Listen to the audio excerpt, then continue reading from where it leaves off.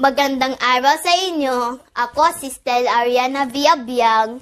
Sa araw na ito, tatalakayin ko ang tungkol sa dalawang rehiyon sa Mindanao.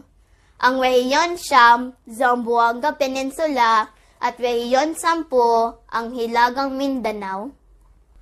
Talakayin muna natin ang rehiyon Siyam o Zamboanga Peninsula. Ito ay matatagpuan sa Kanlurang Mindanao.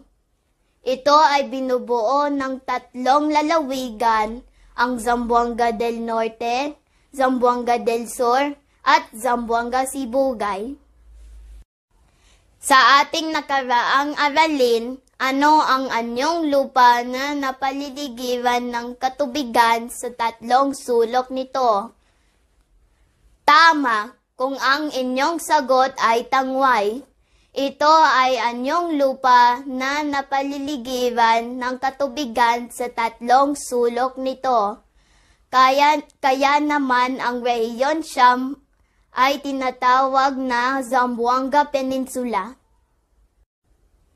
Ito rin ay binubuo ng kapatagan, kabundukan, burol, lambak, at latian.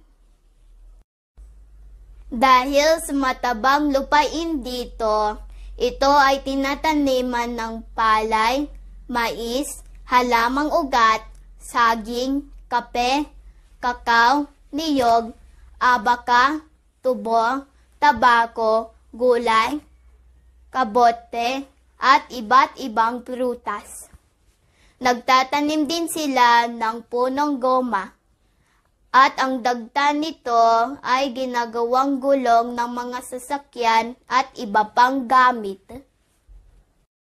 Ang kabundukan naman ng rehiyon ay mayaman sa turoso, ratan at mineral gaya ng gold, copper, manganese, zinc, lead, chromite, quartz, limestone, coal, at pati mga bato na ginagamit sa paggawa ng bahay.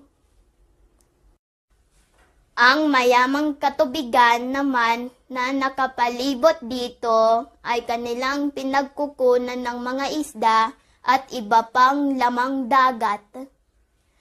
Sa rehiyong ito din nanggagaling ang malaking supply ng sardinas sa buong bansa.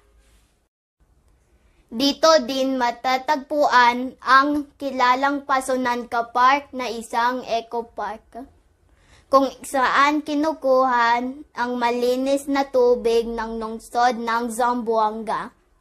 Dumakan naman tayo sa rehiyon kung saan matatagpuan ang kilala at kahangahangang talon ng Maria Cristina. Ang talon na ito ang tumutusto sa pangangailangan sa elektrisidad sa buong Mindanao. Ang rehiyon 10, Hilagang Mindanao.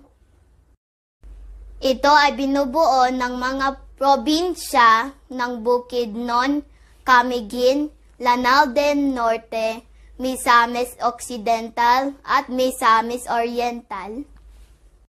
Kagaya ng rehiyon Siyam, ang rehiyon ng Hilagang Mindanao ay binubuo din ng isla, kabundukan, kapatagan, talampas, burol, at mga baybayin. Tulad ng rehiyon Siyam, sagana din sila sa ani ng palay, punong goma, kakao, mais, niyog, tubo, gulay, mangga, abaka, kape, at lansones. Kilala ang rehiyon sa malalawak na taniman ng pinya. Dito makikita ang isa sa pinakamalalaking taniman ng pinya ng Del Monte na nagsusupply dito sa Pilipinas at sa iba't ibang bansa. Nag-aalaga din ang mga tao rito sa mga kalapit na baybayin at lawa ng isda, sugpo, tilapia at alimango.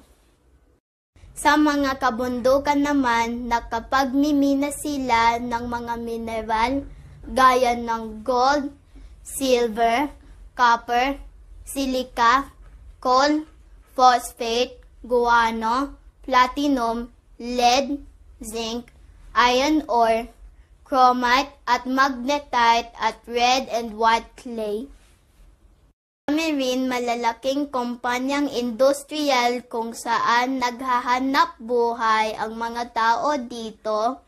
Sila ay nagmamanupaktura ng goma, semento, bakal, at hamina sa iba't ibang lalawigan sa rehiyon.